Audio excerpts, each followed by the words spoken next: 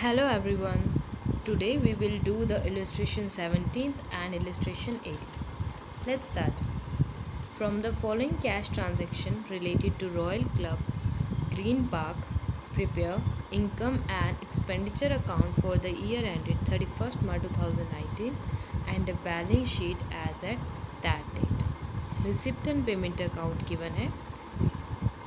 नीचे इन्फॉर्मेशन में कहा हुआ है On 1st April 2018, the club owned land and building valued at 40,000 and furniture valued at 10,500. There were 150 members on that date, each of whom had paid subscription of 100. The book value of car was 25,000. Subscription due on 31st March 2018 and on 31st March 2019 were 3,400 and 2,000. Similarly, interest on investment due at the beginning of the year was 800 and at the end of year was 1000. Subscription outstanding का बताया हुआ है और कितना interest on investment due है. Interest on investment income होती है, जो हमने इन्वेस्टमेंट की है उस पर इंटरेस्ट मिलता है. ड्यू मतलब एक इनकम पेंडिंग है. So this is all about this question. एक रिसिप्ट एंड पेमेंट अकाउंट है, फिर यहाँ बैलेंस शीट की इन्फॉर्मेशन और यहाँ एडिशनल इन्फॉर्मेशन है. This you have to record in income and expenditure account and balance sheet. So let's start this question. सबसे पहले प्रीवियस ईयर की बैलेंस शीट बना लेते हैं.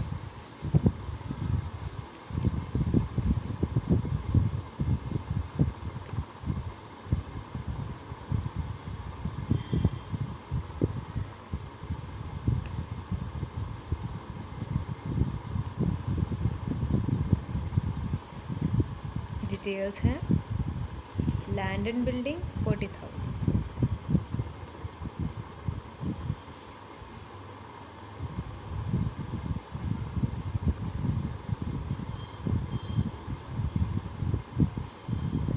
फर्नीचर 10,500.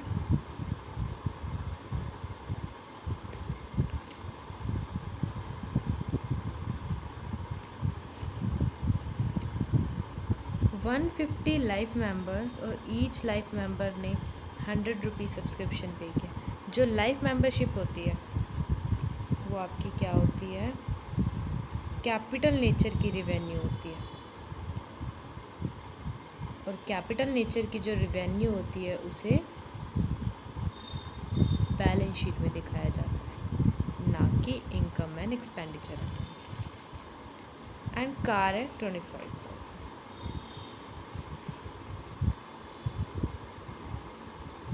ठीक है. एडिशनल इन्फॉर्मेशन में बताया था ना 31 मार्च तक आउटस्टैंडिंग सब्सक्रिप्शन है 3,400.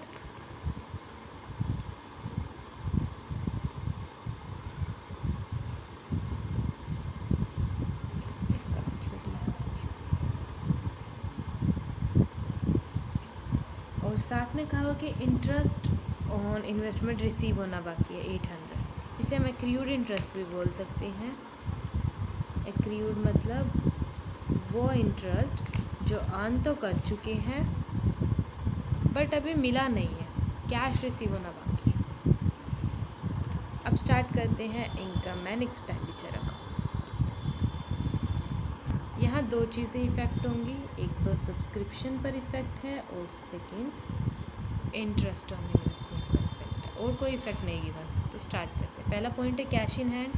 Cash in hand as on 1st April 2018 ये और बैलेंस शीट में जाएगा.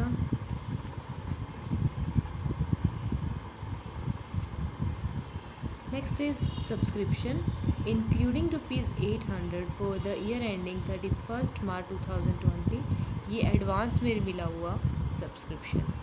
जो सब्सक्रिप्शन एडवांस में मिलता है वो लाइबिलिटी कंसिडर की जाती है, क्योंकि नेक्स्ट ईयर के लिए मिला है. तो 31st मार्च 2019 के लिए ये क्या होगी, liability. Subscription received in advance ₹800. और ये सब्सक्रिप्शन इनकम का सोर्स है, इसलिए इसे इनकम एंड एक्सपेंडिचर अकाउंट में शो किया जाएगा.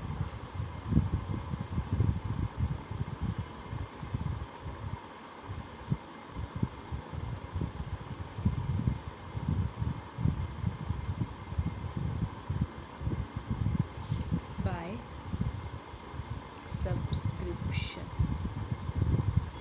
amounted to 52,100 एंड क्वेश्चन में कहा है कि इसमें 800 इंक्लूड है ना, एडवांस जो मिला ही एडवांस है, वो इस ईयर का नहीं है। रिसीव्ड फॉर 2020 पूरी लिखेंगे आप मार्च 2020। अब 800 रुपीज़ माइनस कर देंगे,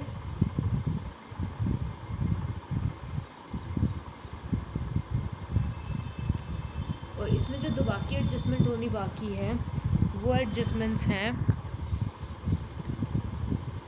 आउटस्टैंडिंग सब्सक्रिप्शन। लास्ट ईयर का जो आउटस्टैंडिंग होता है उसे माइनस किया जाता है, जो करंट ईयर तक का आउटस्टैंडिंग है उसे ऐड किया जाता है। 3400 माइनस होंगे, less outstanding subscription as on 31st March 2018।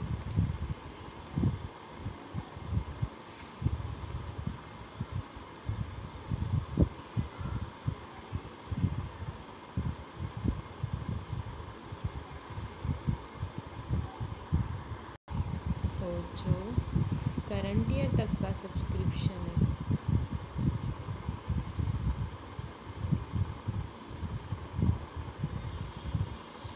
वो ऐड कर देंगे। So the total amount of subscription will be 49,700। Sorry यहाँ मिस्टेक है, 900। आगे देखेंगे। नेक्स्ट पॉइंट है donation. Donation 6,000 income,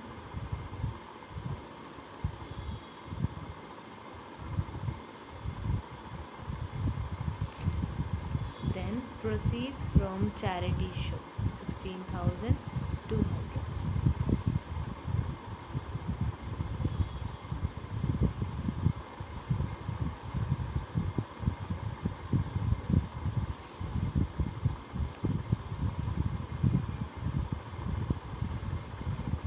cell of furniture.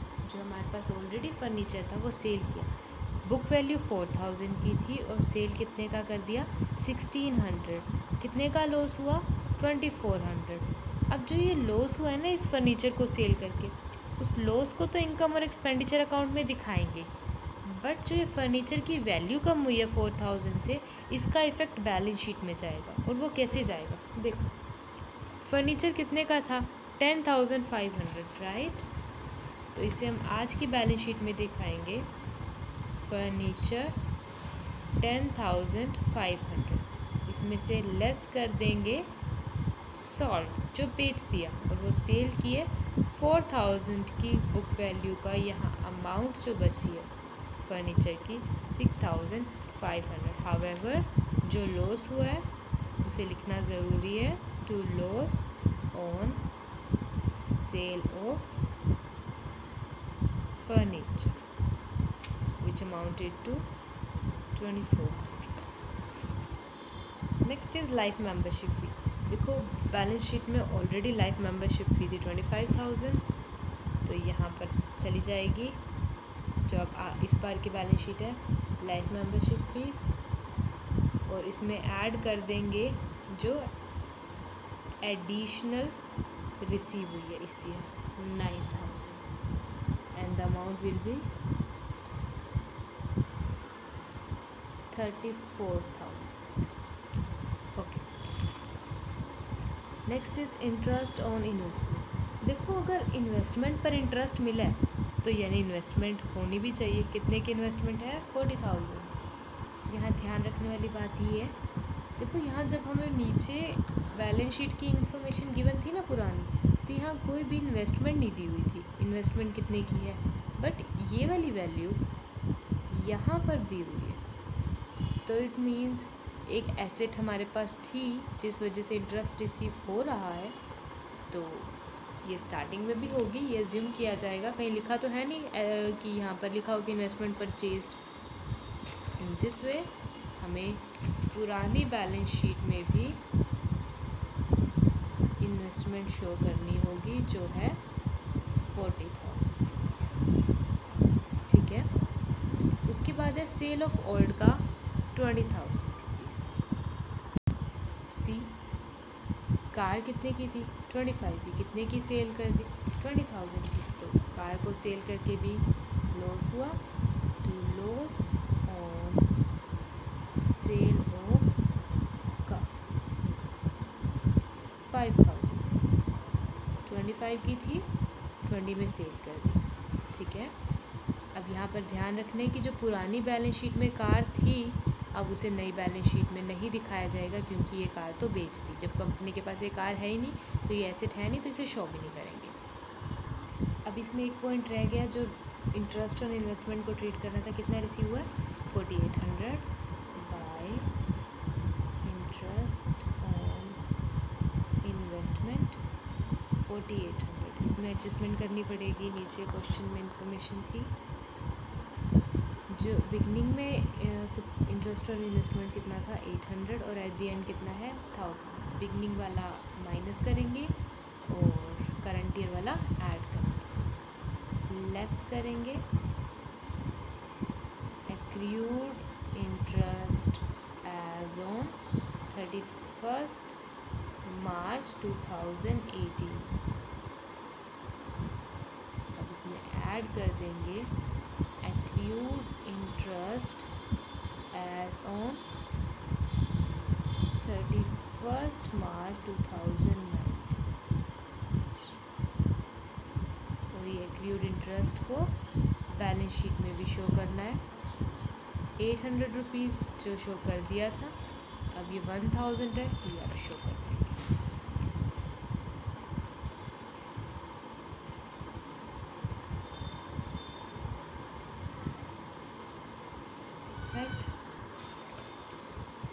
अब आ रही एक्सपेंसेस की। Salary, travelling, printing, rent, repair, building purchase, ये एसेट में जाएगा। गवर्नमेंट बॉन्ड्स जैसे शेयर्स होते हैं वैसे बॉन्ड्स होते हैं, और कैश का बैलेंस, ये 3 चीज़ें जाएंगी एसेट्स में और ये सब जाएगा एक्सपेंस में। बस उसके बाद आपको पता है क्या करना है, पुरानी बैलेंस शीट से कैपिटल फंड निकाल लेना है, इनकम एंड एक्सपेंडिचर अकाउंट से सरप्लस या डेफिसिट निकाल लेना है, फिर इन दोनों वैल्यूज़ को बैलेंस शीट में दिखा देना है।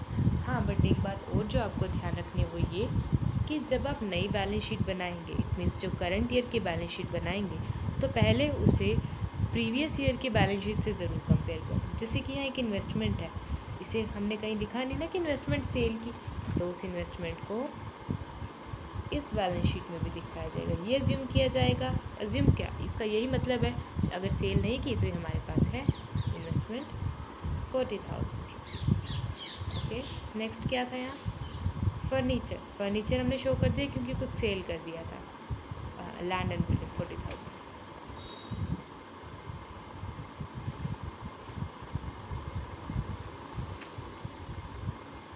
और लैंड एंड बिल्डिंग में बिल्डिंग परचेज भी किया ना 30 की, तो land and building 40 plus additional purchased 30, यहाँ आएगी वैल्यू 70। ठीक है, और एक्रूड सब्सक्रिप्शन लिख दिया था, एक्रूड इंटरेस्ट लिख दिया था, कैश आएगा नहीं ये वाला क्योंकि कैश ये वाला रिकॉर्ड होगा, एंड दैट्स इट। एक नई जो अभी गवर्नमेंट बॉन्ड्स खरीदे हैं वो भी शो करेंगे बैलेंस शीट में, वो तो रिसिप्ट एंड पेमेंट से शो कर ही देंगे। तो ये क्वेश्चन आप खुद कंप्लीट करेंगे। अब हम मूव करते हैं नेक्स्ट क्वेश्चन पर। Illustration 18, from the following receipt and payment account and additional information of Modern Health Club, prepare income and expenditure account for the year ending 31st March 2019 and the balance sheet as at that date. Receipt and payment account given है, काफ़ी simple सा question है। Additional information में given है subscription receive in advance, outstanding subscription और books means asset ही लेंगे। अब इसमें यही पॉइंट एक इम्पॉर्टेंट है, देखो जब स्टार्टिंग में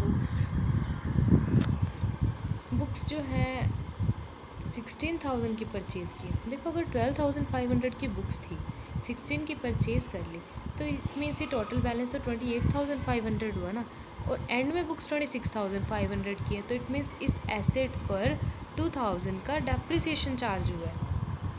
एंड सेकेंड पॉइंट यहाँ पर ये था, यहाँ इंटरेस्ट ऑन इन्वेस्टमेंट गिवन है, बट कहीं पर भी ये नहीं कहा कि इन्वेस्टमेंट कितने की है ना। तो इट मीन्स कोई इन्वेस्टमेंट होगी तभी तो इंटरेस्ट ऑन इन्वेस्टमेंट है, तो इन्वेस्टमेंट की वैल्यू भी काउंट करनी होगी। देखो अगर 9,000 रुपीज़ इंटरेस्ट मिला है और रेट 5% थी तो आप बड़ी इजीली इन्वेस्टमेंट निकाल सकते हो। एंड अदर थिंग इज़, एक फ़र्नीचर है जो 6,000 का था जो 5,000 में सेल कर दिया। नाउ टेल मी, अगर कोई फ़र्नीचर था तो वो ओल्ड बैलेंस शीट में तो आएगा, न्यू बैलेंस शीट में नहीं आएगा बट ओल्ड में आएगा, राइट। सो इनमें यही पॉइंट्स थे। You have to try this question also. You may face some problems. When you face any problem, contact me. So that's it for today. Hope you understand today's lecture. Thank you.